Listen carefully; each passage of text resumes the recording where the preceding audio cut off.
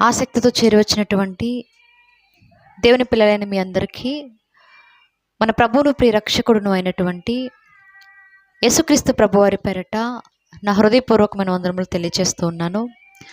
ఆ దేవాది దేవుని మహాకృపను బట్టి మరలా ఈ దినమున ఆయన వాక్కులను ధ్యానించడానికి దేవుడు మనకిచ్చినటువంటి చక్కని సదవకాశాన్ని బట్టి దేవునికి హృదయపూర్వకముగా కృతజ్ఞతాస్తుతులు చెల్లిస్తూ దేవుని సహాయాన్ని నిమిత్తము చిన్న ప్రార్థన చేసుకొని మన వాక్యాన్ని ధ్యానించే ప్రయత్నం చేద్దాము. ప్రార్థన.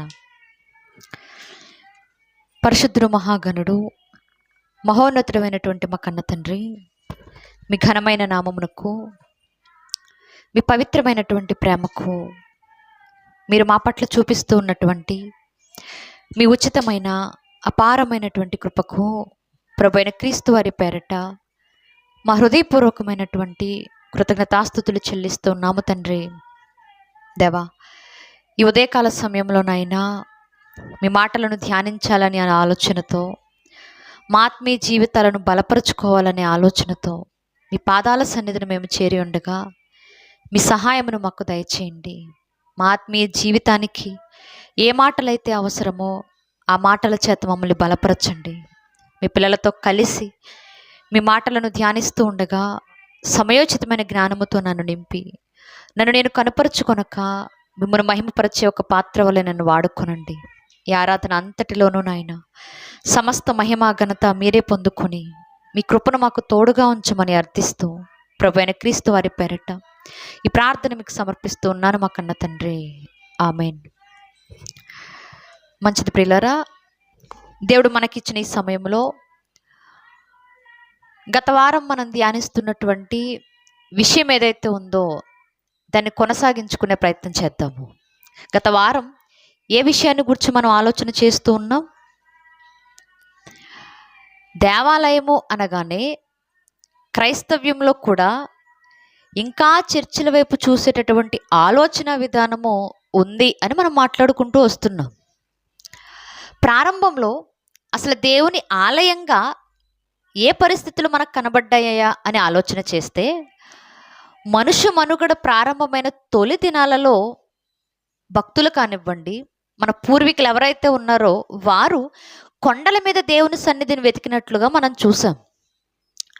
ఇంకా కొంచెం ముందుకు వెళ్ళిన తర్వాత దేవుడే ఇశ్రాయేలీలైన ప్రజలను ఒక కోరిక కోరి తనకంటూ ఒక మందిరాన్ని లేక పరిశుద్ధ స్థలాన్ని, అదే మందసాన్ని ఏర్పాటు చేయమన్నాడు అని గతసారి మనం చూసాం.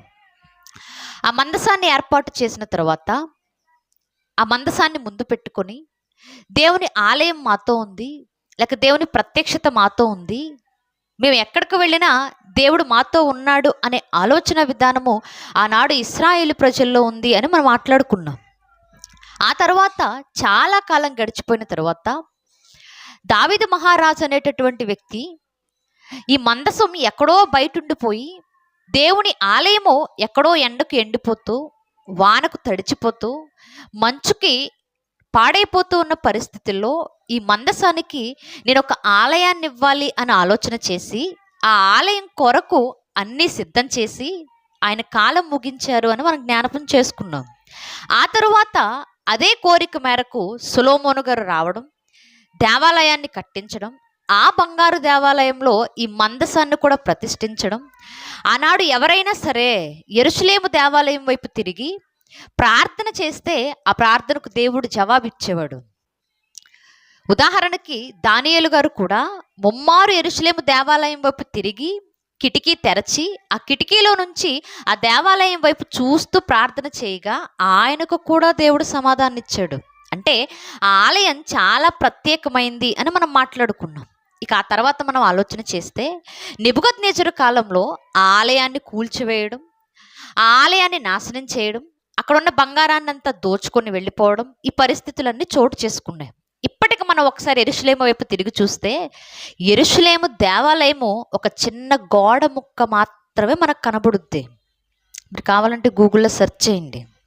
ఇప్పుడు యెరూషలేము దేవాలయం ఆ వైభవం ఎలా ఉందయ్యా అని మనం పరిశీలన చేస్తే ఎక్కడో ఒక చిన్న గోడకు సంబంధించిన ఒక ముక్క మాత్రమే కనపడుద్ది, దేవాలయం కనిపించదు. ఇప్పుడు మనం ఆలోచన చేస్తూ ముందుకు వెళదాము. దేవుడు ఒక ఆలయాన్ని సిద్ధపరుచుకొని ఆలయంలో మాత్రమే ఉంటాడు అనేది అన్యులకు ఉన్నటువంటి ఒక ఆలోచన విధానం.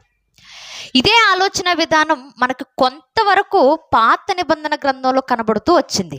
కానీ యేసుక్రీస్తు ప్రభువారు భూమి మీదకి వచ్చిన తర్వాత ఆలయాన్ని గురించి మాట్లాడుతూ ఒక స్త్రీతో మాట్లాడిన మాటను చూసుకొని మనం ముందుకు వెళ్ళే ప్రయత్నం చేద్దాము. యోహాను గారు రాసిన సువార్త, యోహాను గారు రాసినటువంటి సువార్త 4వ అధ్యాయము 21వ వచనము.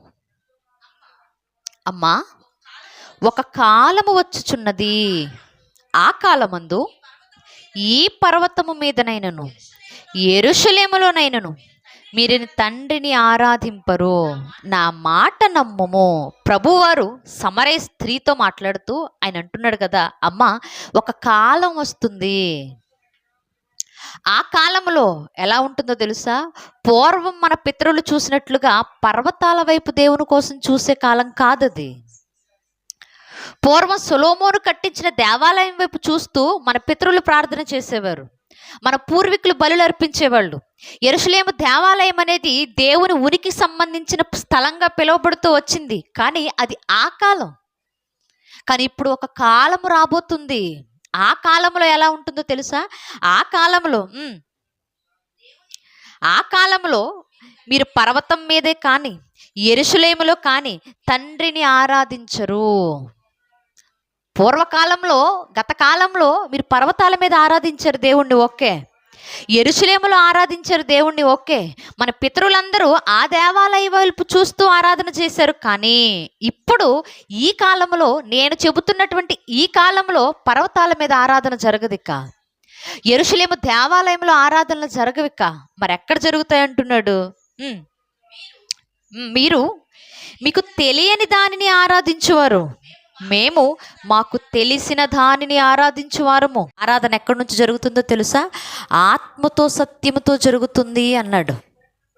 అంటే పూర్వం జరిగిన ఆరాధనకు, పూర్వం దేవుణ్ణి ఆరాధించిన స్థలానికి, ఇప్పుడు దేవుణ్ణి ఆరాధించే స్థలానికి చాలా వ్యత్యాసం కనపడుతుంది. చూడండి, ఇప్పుడు ఆరాధన ఎక్కడ చేయాలయ్యా అంటే అంటున్నాడు కదా. చూద్దాం మరొక మాట.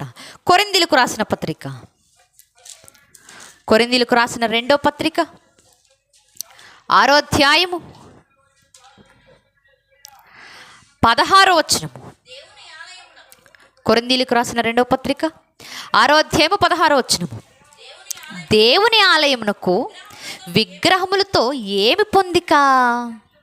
ఇప్పుడు ఒక పోలికను ముందు పెట్టి మాట్లాడుతున్నాడు భక్తుడు. ఏమని? దేవుని ఆలయానికి పోత పోసినటువంటి విగ్రహములకును ఏంటి సంబంధం? ఇప్పుడు ఒక ఆలయం కనపడుతుంది ఇక్కడ. దేవుని ఆలయము అనగానే మనకు వెంటనే ఏం గుర్తొస్తాయి తెలుసా? విగ్రహాలను ప్రతిష్ఠించిన స్థలాలు గుర్తొస్తాయి. దేవుని ఆలయము అనగానే ఎక్కడ కనపడుతూ ఉంటాయి మనకి? భూమి మీదే. భూమి మీద కట్టడాలు కనబడుతూ ఉంటాయి దేవుని ఆలయం అనగానే. దేవుని ఆలయం అనగానే కట్టడాల ఆలోచనలోకి వస్తూ ఉంటే, విగ్రహాల ఆలోచనలోకి వస్తూ ఉంటే, ప్రతిష్ఠించబడినవి గుర్తొస్తూ ఉంటే. కానీ భక్తుడు అంటున్నాడు కదా, అసలు దేవుని ఆలయానికి విగ్రహాలతో చేయబడినటువంటి స్థలానికి ఏంటి సంబంధం అంటున్నాడు. అంటే ఆలయం అన్నది విగ్రహాలు నిలబెట్టినటువంటిది కాదు. అంటే ఆలయం అన్నది విగ్రహాలను ప్రతిష్ఠించినటువంటి స్థలాలు కావు. మరి ఏమని మాట్లాడుతున్నాడు? 16వ వచనం. మనము జీవము గల దేవుని ఆలయమై ఉన్నాము. ఏమన్నాడు? మనము అంటే భూమి మీద ఉన్న అందరం అనుకుంటాం, మనం కాదు.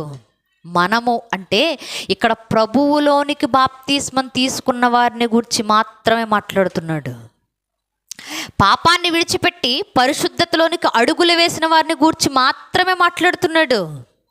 ఎవరైతే ప్రభు రక్తంలో పాపపు జీవితాన్ని శుద్ధి చేసుకున్నారో, పరిశుద్ధంగా బతకడానికి నిలవబడ్డారో, దేవుని కొరకు ప్రతిష్ఠించుకున్నారో, వారిని గురించి మాత్రమే అంటున్నాడు కదా మనము. పౌలు సంఘంతో మాట్లాడుతున్న మాట, సమాజంతో మాట్లాడుతున్న మాట కాదు. మనము జీవము గల దేవునికి ఆలయమై ఉన్నాము. ఎవరికి? విగ్రహాలకు కాదు. మట్టి బొమ్మలకు కాదు మనం ఆలయం, లేకపోతే బయట ఎక్కడో కనబడుతున్నటువంటి విగ్రహార్పితాలు కాదు మనం ఆలయం.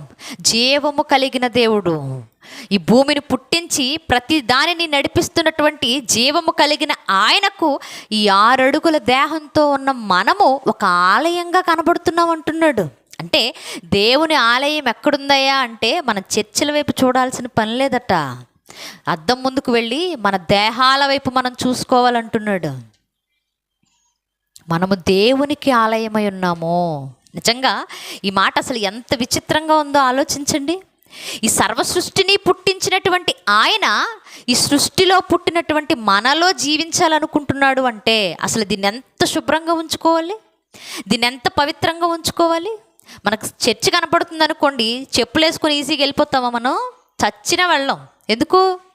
అది పవిత్రమైన స్థలం అనే ఆలోచన మనకు వస్తుంది. వెంటనే గుమ్మం దాకా రాగానే చెప్పులు బయట విప్పేసి లోపలికి వస్తాం.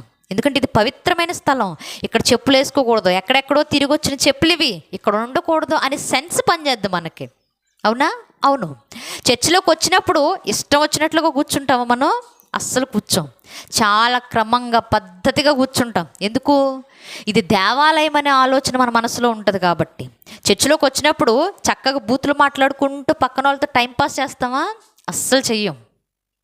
చాలా లిమిట్గా, తక్కువగా ఎంతవరకు మాట్లాడాలో అంతవరకే మాట్లాడతాం. అది మర్యాదపూర్వకమైన మాటలే మాట్లాడతాం. ఎందుకు? ఇది దేవుని సన్నిధిని సెన్స్ పనిచేస్తూ ఉంటుంది.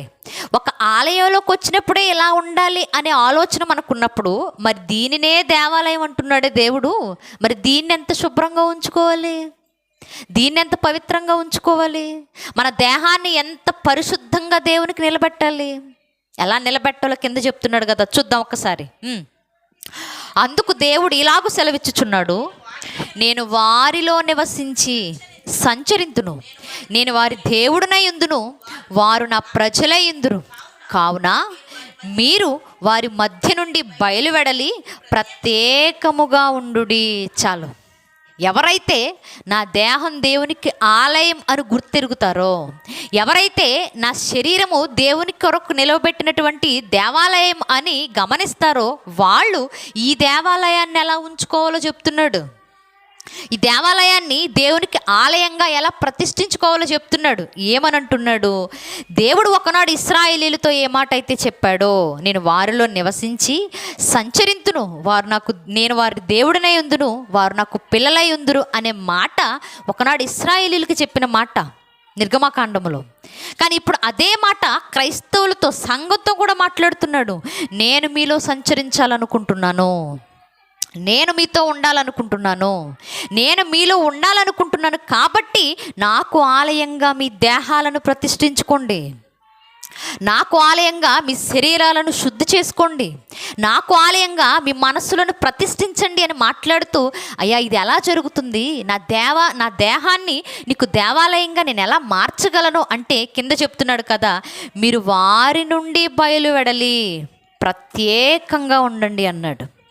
నెంబర్ 1, దేవునికి నీ దేహం ఆలయంగా మారాలి అంటే మొట్టమొదటిగా నువ్వు చేయాల్సిన పని ఏంటో తెలుసా? ప్రత్యేకించబడడం నేర్చుకోవాలి. ప్రత్యేకించబడడం అంటే సమాజంతో బతకకుండా ఊరి చివరికి వెళ్ళిపోయి ఒంటరిగా బతకమన్నా? మనం సంఘజీవులు అంటే సమాజంతో కలిసి బతికేవాళ్ళు. ఇప్పుడు సమాజంతో కలిసి బతుకుతున్న వారిని దేవుడు అంటున్నాడు కదా, నువ్వు ప్రత్యేకంగా ఉండాలి. ప్రత్యేకంగా ఉండమంటే అన్యులతో మాట్లాడొద్దని కాదు, అందరితో కలిసి చదువుకోవద్దని కాదు, అందరితో కలిసి వ్యాపారాలు చేయొద్దని కాదు.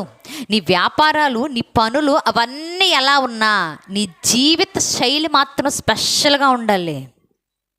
ఉదాహరణకు 2 మాటలు చెప్పనా? పండక్కి అందరూ తాగుతారు, అవునా? అందరూ తాగుతారు. ఎందుకురా తాగుతున్నావంటే ఈరోజు పండగ కాబట్టి అందరం తాగుతామండి, సరదా, కొత్త సంవత్సరం కాబట్టి ఏదో అందరం కలుస్తాం కాబట్టి సంతోషంగా తాగుతాం అనడం అన్యుడికి సరిపోద్ది. కానీ నువ్వు ప్రత్యేకంగా ఉండాలి అంటే నువ్వు తాగకూడదు. అది ప్రత్యేకత.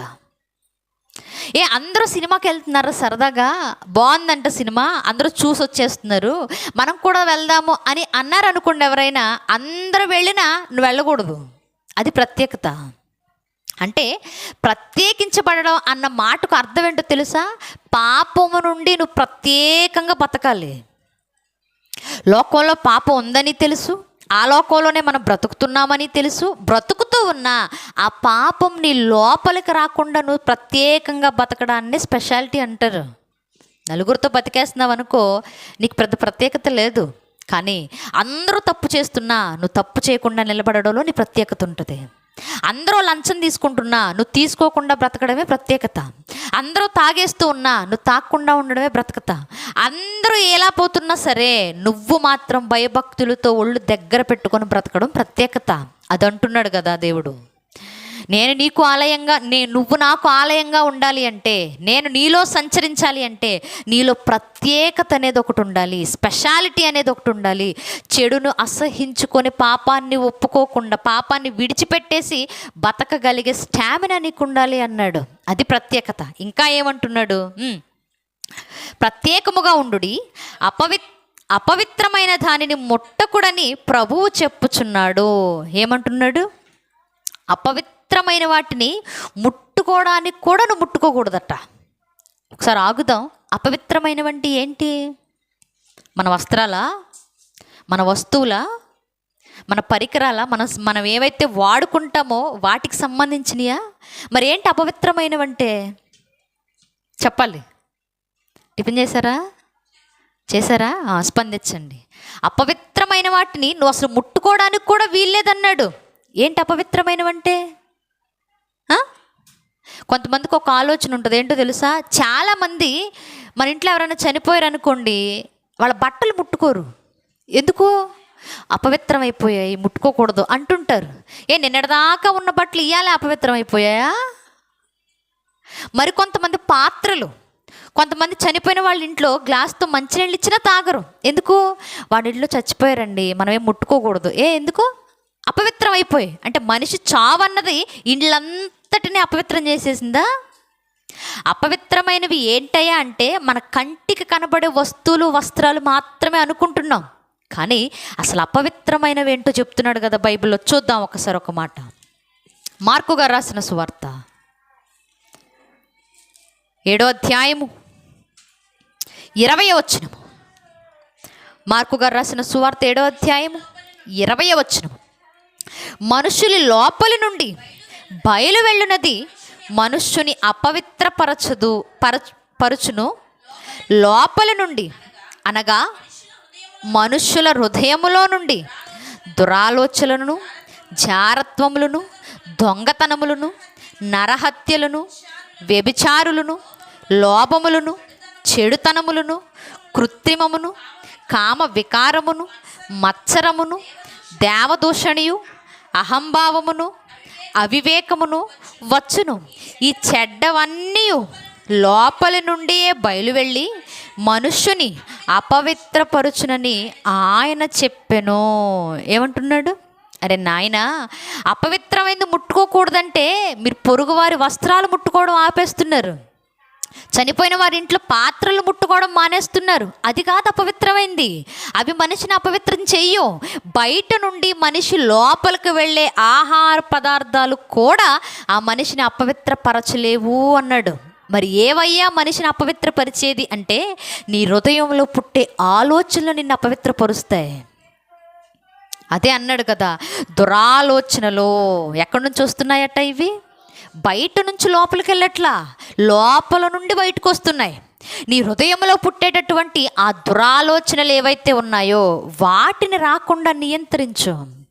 వాటిని నీ హృదయంలో పుట్టించుకోకుండా ఉండు. అప్పుడు నీ దేహము దేవునికి దేవాలయంగా మారుతుందంటున్నాడు. దురాలోచనలను, జారత్వములను ఏంటట?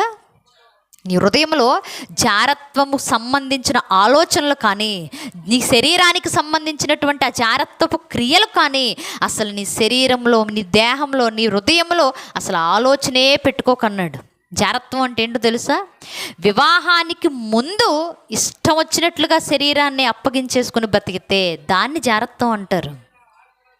నా శరీరం, నా ఇష్టం, నా జీవితం, నా ఇష్టం, నా లైఫ్ అండి ఇది. మీరెవరు క్వశ్చన్ చేయడానికి? నా జీవితం నాకు నచ్చినట్టు బతుకుతాను, నా శరీరం నాకు నచ్చినట్టు ఉంచుకుంటాను.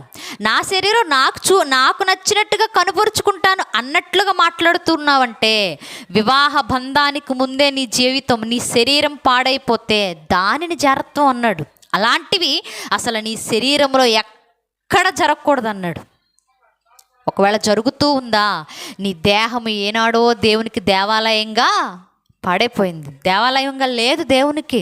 ఇంకా ఏమంటున్నాడు, జారత్వములను దొంగతనములను. ఏంటట? దొంగతనం. నీది కాని దానికోసం నువ్వు ఆరాటపడుతూ ఉంటే, నీది కానిది సంపాదించుకోవాలి అని నువ్వు వెంపర్లాడుతూ ఉంటే, నీది కాని దానికోసం నీతి తప్పి నువ్వు ప్రవర్తిస్తూ ఉంటే, ఇలాంటి ఆలోచన జీవితాన్ని నీ జీవితంలో కనబడుతుంటే నీ దేహము దేవునికి ఆలయంగా లేదు, సరిచేసుకో అంటున్నాడు. ఇంకా ఏమన్నాడు, నరహత్యలను. ఏంటట?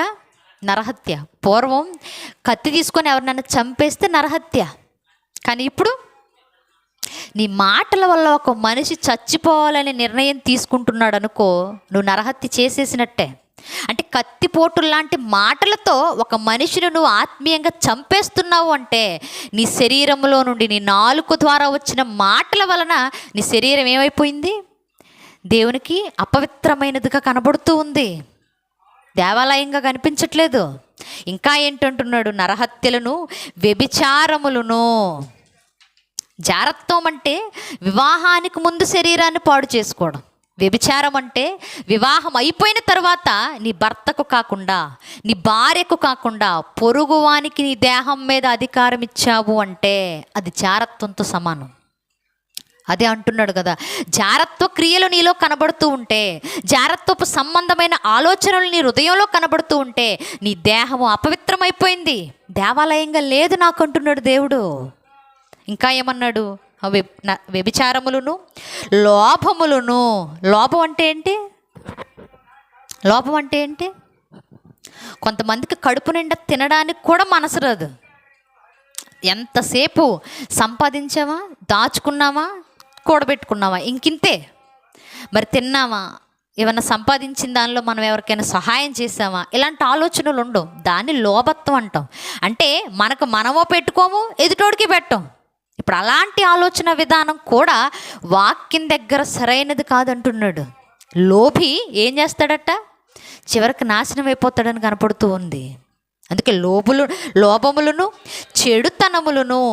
ఈ లోకంలో దేన్నైతే చెడు అని నువ్వు చెప్పుకుంటున్నావో అది నువ్వు చేయకుండా ఉండగలగాలి. ఏదైతే ఇది మంచిది కాదు అని మనం సర్టిఫికెట్ ఇస్తున్నామో ఆ మంచిది కానిది నువ్వు చేయకుండా నిలబడగలగాలి. చెడుతనమును కూడా నువ్వు అసహించుకోగలిగే స్థితిలో ఉండాలి, అప్పుడే దేవాలయంగా మారుతావు అంటున్నాడు. ఇంకా ఏమంటున్నాడు, కృత్రిమమును. కృత్రిమం అంటే అర్థం ఏంటి? కృత్రిమం అంటే మోసము అని అర్థం తెలుగులో. ఇంకా తెలుగులో చెప్పాలి అంటే మాయ లేదా వంచన. అంటే కృత్రిమమైనటువంటి అలవాటు కూడా మనకు ఉండకూడదు అన్నాడు. చాలామందికి ఉండే అలవాటే ఇది. మన జీవితాలు బాగుండడానికి మోసం చేసి మరీ ఎదుటోని జీవితాన్ని నాశనం చేస్తాం. మనం సంతోషంగా ఉండడానికి ఎదుటని మోసం చేసి మరీ ఏడిపించేస్తాం. అంటే మన జీవితం బాగుండడం కోసం పక్కనోడి జీవితాన్ని నువ్వు మోసం చేస్తూ బతుకుతున్నావు అంటే అసలు నీ శరీరము, నీ దేహము, నీ మనస్సు ఎప్పుడో పాడైపోయింది అంటున్నాడు ఆయన. కృత్రిమమును, ఇంకా కామ వికారమును, మత్సరములను, దేవదూషణ, ఇంకా చాలా ఉన్నాయి చూడండి. కామ వికారము. కొంతమందికి డబల్ మీనింగ్లు మాట్లాడితేనే ఇష్టం. నిజంగా డబుల్ మీనింగ్ మాట్లాడితేనే ఫేమస్ అయిపోతాం. డబుల్ మీనింగ్లు మాట్లాడితేనే అందరూ మన మీద ఫోకస్ పెడతారు. అంటే ఎదుటి వాళ్ళకి ఇలా మాట్లాడుతూ ఉంటే ఇష్టం అనుకొని మనం ఇలాగే బతుకుతున్నాం అనుకో, దాన్ని కూడా వద్దంటున్నాడు దేవుడు. పద్ధతిగా మాట్లాడు. కామ వికారమైన మాటలు కూడా, ఎదుటి వాళ్ళు వికారించుకునేటటువంటి స్థితిలో కూడా నీ మాటలు ఉండకూడదు అన్నాడు. ఇంకా ఏమంటున్నాడు, మత్సరమును. మత్సరం అంటే చెడ్డ కళ్ళట. ఒకసారి ఆలోచన చేయండి, కళ్ళల్లో మంచి కళ్ళు, చెడ్డ కళ్ళు రెండు ఉంటాయా? మనకు చూడటానికి కళ్ళు కనబడుతున్నాయా? ఎన్ని కళ్ళు ఉన్నాయి?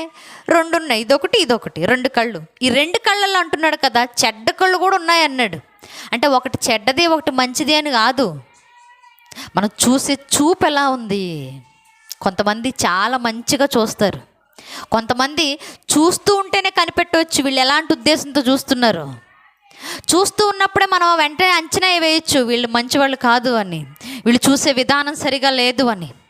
అంటే చెడ్డ కళ్ళు వద్దన్నాడు. ఒకనాడు సౌలుకి దావీదు గారి మీద విషపు చూపు ఎలా అయితే వచ్చిందో అది చెడ్డ కళ్ళు. ఈరోజు నువ్వు కూడా ఎదుటివాడు బతుకుతున్నప్పుడు నువ్వు సరిగ్గా చూడలేకపోతున్నావు అనుకో, నీ కూడా చెడ్డ కళ్ళే. ఎదుటివాడు సంతోషంగా నవ్వుతూ ఉంటే నువ్వు జీర్ణించుకోలేకపోతున్నావు అనుకోండి, అవి కూడా చెడ్డ కళ్ళే. నీ కళ్ళు చెడిపోయాయి. నీ కళ్ళు చెడిపోతే నీ దేహం అంతా ఏమైపోద్ది? చెడిపోద్ది. మరి నీ దేహం చెడిపోయినప్పుడు చెడిపోయిన దేహాన్ని దేవునికి దేవాలయంగా ఎలా నిలబెడతావు? నిలబెట్టలేవు. చెడ్డ కండ్లును, ఇంకా దేవదూషణయు. దేవదూషణ అంటే దేవునినే దూషించే స్థితిలోకి వెళ్ళిపోవడం.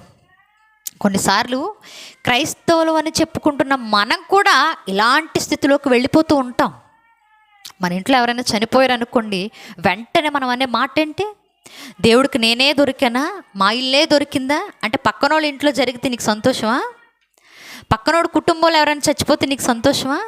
అంటే కొన్నిసార్లు తెలియకుండానే దేవుని దూషించే పరిస్థితిలోకి వెళతాం. మనకు అప్పులు అయిపోయినప్పుడు కానివ్వండి, మన కుటుంబంలో ఎవరైనా అనారోగ్య పాలైపోయినప్పుడు కానివ్వండి, ఎవరైనా కోల్పోయినప్పుడు కానివ్వండి, వెంటనే దేవుని దూషించే పరిస్థితి మనకు వస్తుంది. అలా వస్తున్నప్పుడు వెంటనే యోబుని చూసి బుద్ధి తెచ్చుకోవాలి మనం. యోబు అన్నీ కోల్పోయాడు. ఆస్తి కోల్పోయాడు, అందం కోల్పోయాడు, సంపద కోల్పోయాడు, పిల్లల్ని కోల్పోయాడు. అన్నీ కోల్పోయినా సరే చివరికి నోటితో కూడా దేవునికి దృష్టికి పాపం చేయలేదట యోబు. దేవదూషణ అనేది అసలు రాలేదు. ఈరోజు మనకు వస్తూ ఉంటే మన జీవితాలు, మన దేహాలు కూడా ఏమైపోయాయి? అపవిత్రమైపోయాయి అంటున్నాడు. ఇంకా ఏమంటున్నాడు? అహంభావమును. అహం నిజంగా ఇవి పెద్దగా డిక్షనరీలో వెతుక్కునే పదాలేం కాదు. బాగా లేని స్థితి నుండి ఒకేసారి సంపన్న స్థితిలోకి వచ్చామనుకోండి, వెంటనే వచ్చేది ఏంటో తెలుసా? అహంభావమే. ఒకప్పుడు కింద కూర్చున్నవాడివే ఇప్పుడు కుర్చీలో కూర్చున్న స్థితి వచ్చింది. కుర్చీలో నుంచి దిగమంటే ఎంత అహంభావం ఫీల్ అయిపోతామో. అస్సలు ఒప్పుకోదు మనసు. అస్సలుకి కిందకి దిగటానికి, ఒక మెట్టు దిగడానికి కూడా మనం ఇష్టపడం.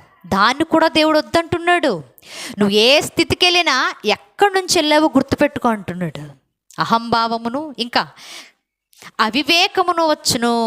వివేకం కూడా చాలా అవసరం. ఇంకా నన్ను అడిగితే చెప్తాను, ఆడపిల్లలకి ఇంకా అవసరం.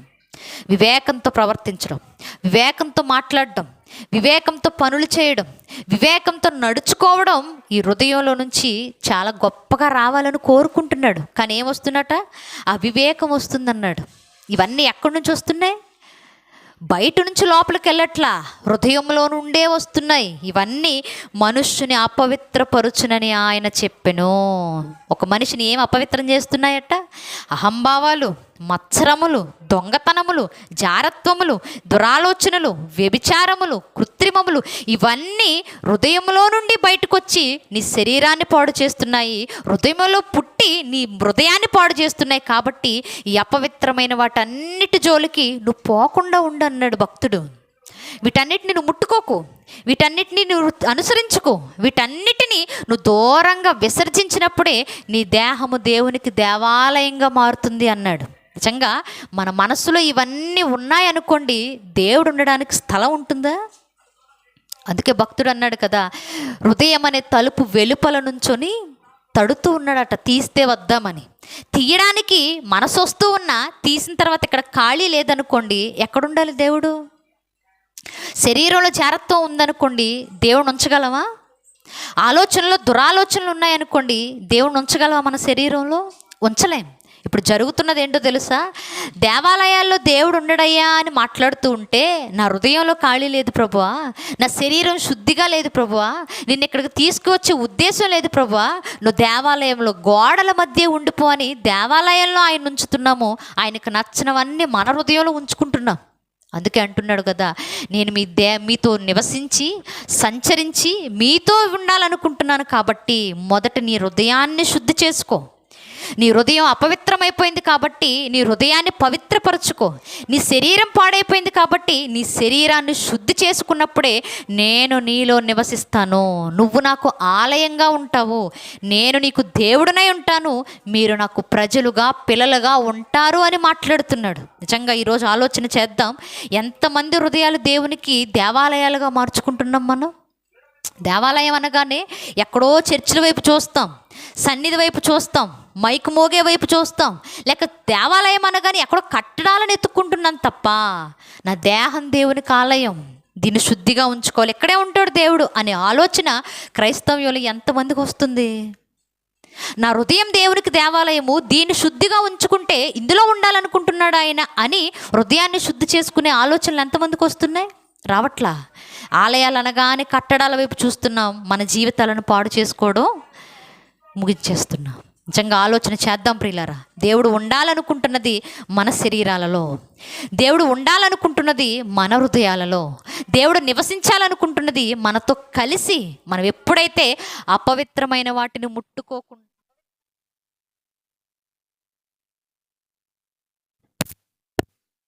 కాబట్టి మన శరీరాలను, మన హృదయాలను దేవునికి ఆలయంగా మార్చుకోవడానికి సిద్ధపడతాము. తల వంచండి, చిన్న ప్రార్థన చేసుకుంటాం.